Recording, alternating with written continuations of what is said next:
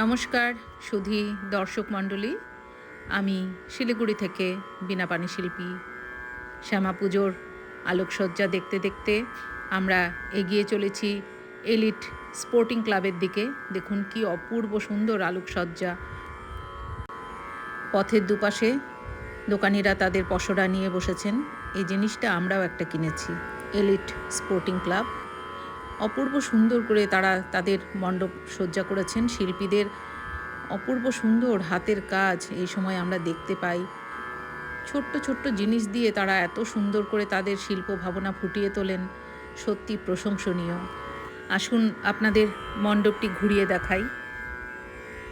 বাংলায় দেবী কালী নানা রূপে বিরাজিতা। কোথাও তিনি দক্ষিণাকালী, কোথাও আবার ভদ্রকালী, কোথাও বা সিদ্ধকালী, গুহকালী, শ্মশানকালী, মহাকালী কিংবা রক্ষাকালী। এক এক ভক্তের কাছে দেবী যেন এক এক রূপে ধরা দিয়েছেন। কেউ দেবীকে ডাকেন আনন্দময়ী, কেউ বা ডাকেন ব্রহ্মময়ী, কেউ আবার ডাকেন ভবতারিণী রূপে।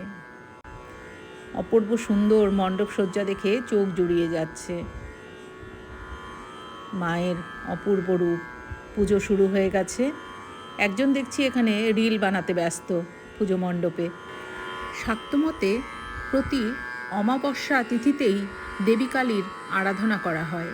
তার মধ্যে এক এক অমাবস্যা নির্দিষ্ট রয়েছে দেবীর এক এক রূপের আরাধনার জন্য। যেমন কার্তিক মাসের অমাবস্যায় হয় দীপান্বিতা কালী পুজো, তেমনি জ্যৈষ্ঠ মাসের অমাবস্যায় হয় ফলহারিণী কালী পুজো। আজ এ পর্যন্তই বন্ধুরা। আপনারা সকলে খুব ভালো থাকুন, সুস্থ থাকুন, বীণাপাণি শিল্পীর সঙ্গে থাকুন।